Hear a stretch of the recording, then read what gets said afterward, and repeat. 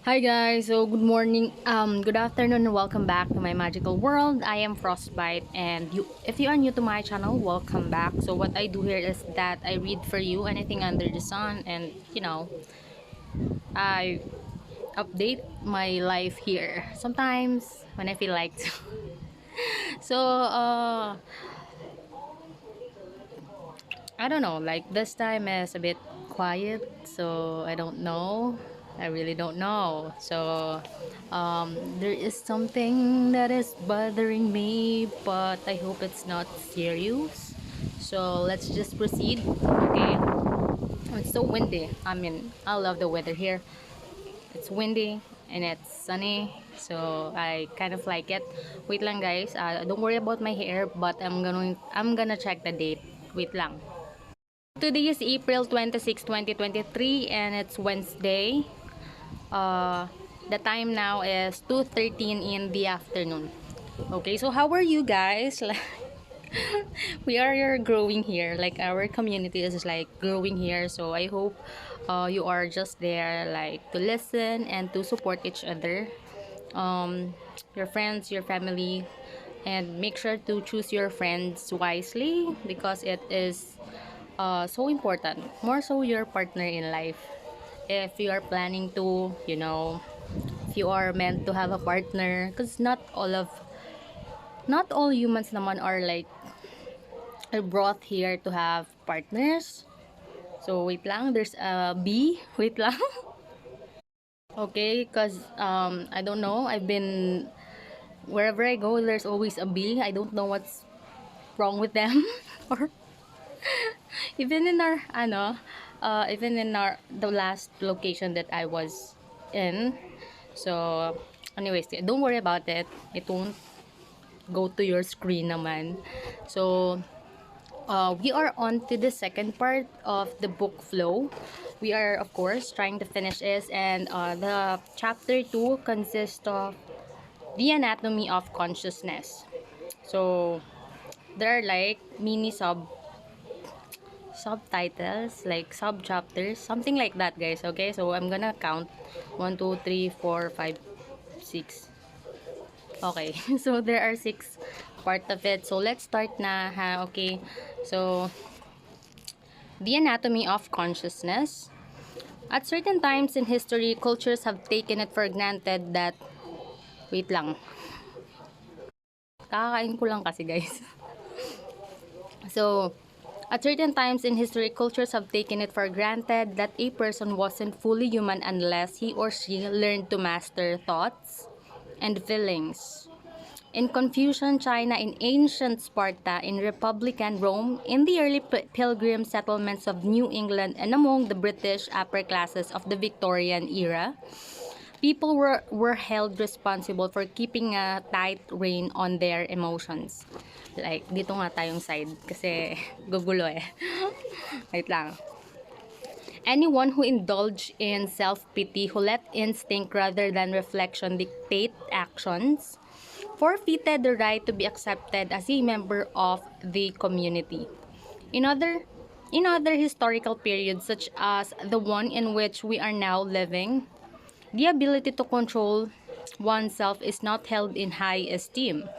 People who attempt it are thought to be faintly ridiculous, uptight, or not quite with it.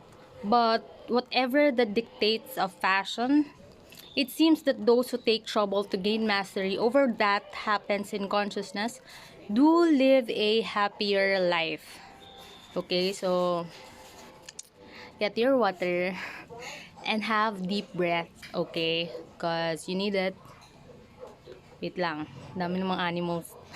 Hindi, may ibon guys. There's a bird there.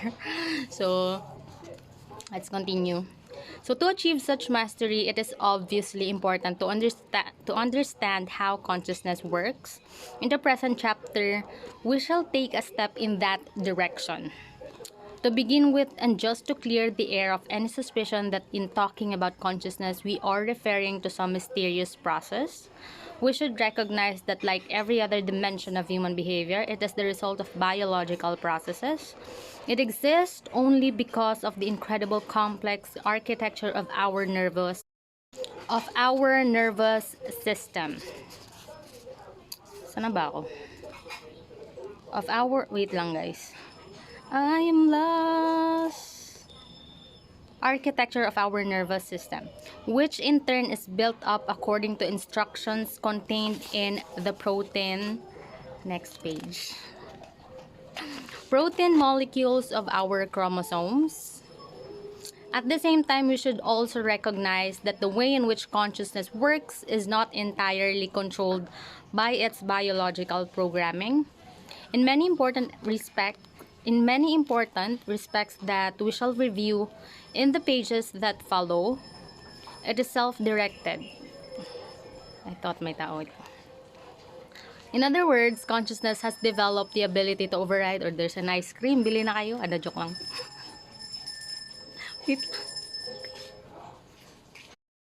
Oh, walang naglalako sa inyo, no? Malamang, sa abroad, wala niyan. Sa foreign countries. So, it is self-directed. In other words, consciousness has developed the ability to override its genetic instructions and set its own independent course of action. The function of consciousness is to represent information about what is happening outside and inside the organism in such a way that it can be evaluated and acted upon the body. In this sense, it functions as a clearinghouse for sensations, perceptions, feelings, and ideas, establishing priorities among all the diverse information. Without consciousness, we would still know what is going on, but we would have to react to it in a reflexive, instinctive way.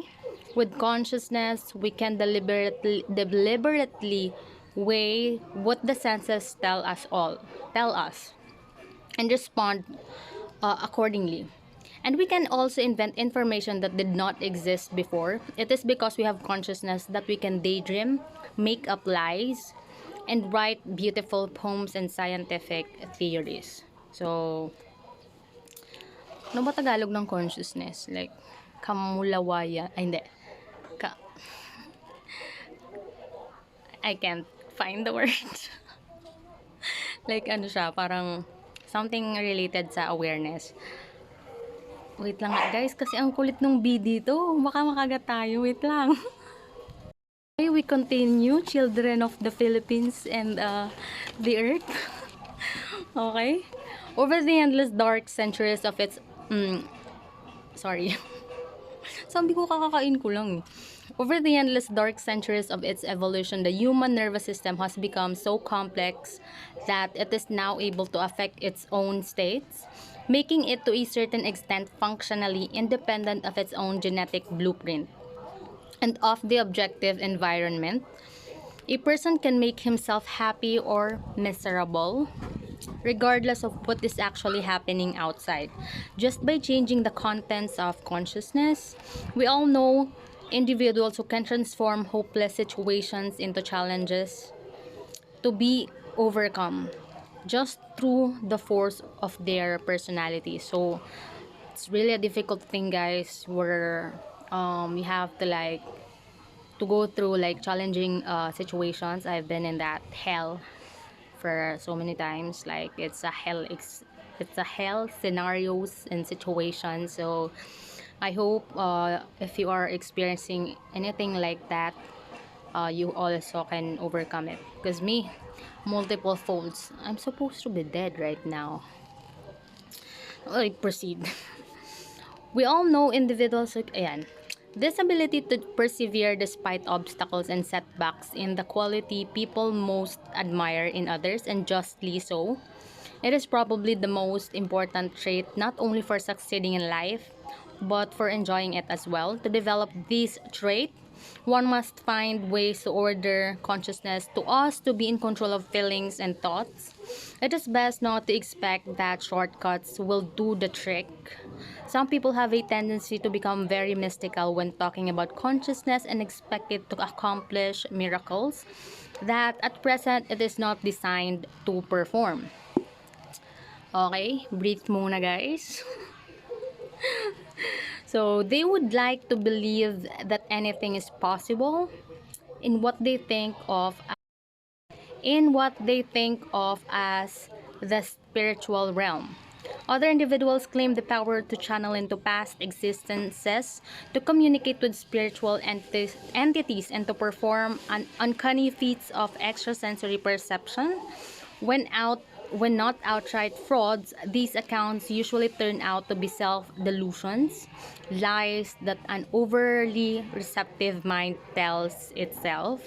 So the remarkable accomplishment of Hindu fakirs and other practitioners of mental disciplines are often presented as examples of unlimited power of the mind, and with more justification. Okay, so we're done with the first few, wait lang, what page ba yun? Basta guys, we're done with the first 2 pages of the second chapter. So I hope you listen so well. So really have to like recognize those people who are speaking about consciousness, spirituality and religion, all of those things. Because having that spiritual thing and being delusional, there's like a thin line between them. So make sure they don't cross that path, or you would not cross that thin line. Okay, so otherwise you'd be a little bit crazy, literal crazy. Okay, so I'm just saying. So make sure to really have that discernment to look for facts. Okay, but as I've told you, it's changing as we evolve as a human, and as we dissect more on our innovating, what do you call this, technology. We search for more truth, diba? What might I've been telling you that what is a fact before could be really lies this up to this day. So you really have to be smart nowadays, guys. So make sure to find time to yourself. It's okay to be really alone. Like, I'm seriously fine with that. So you really have to be to vibe with yourself in order to bring other people, like the side of you that is nourished, that is good. Okay, so ganon nga. Ano ba yan? I have to advise you. You know na that. You should know that. Okay, so make sure to focus on yourself for self development. Okay, so thank you guys for listening, and subscribe now. What are you waiting for? Diba? Are you waiting for 100,000 or a million community? Diba? No na. So ayun nga, ang hangin dito. So again, drink water kasi sobrang init talaga, guys. Sobrang hot talaga dito sa Pinas and the people here. So, okay, so I will see you again, and thank you guys for listening. Thank you for helping me make this world a better place. Ayan, medyo daldal tayo pero may tao na sa kabila. So, we'll see you again tomorrow, and have a wonderful Wednesday.